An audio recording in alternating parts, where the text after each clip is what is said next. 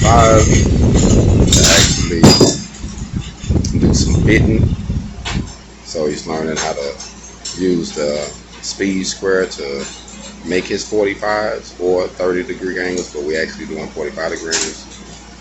And then he's cutting it out, and then we're going to weld it up after he cut them and clean them and get everything coupled.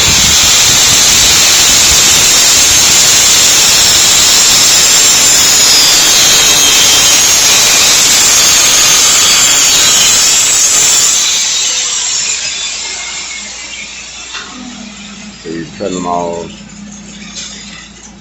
He's going around cutting his 45, and then he's coming back, getting the line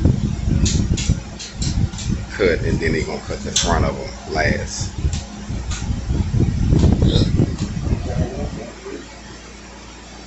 But all of this is part of welding, part of learning welding.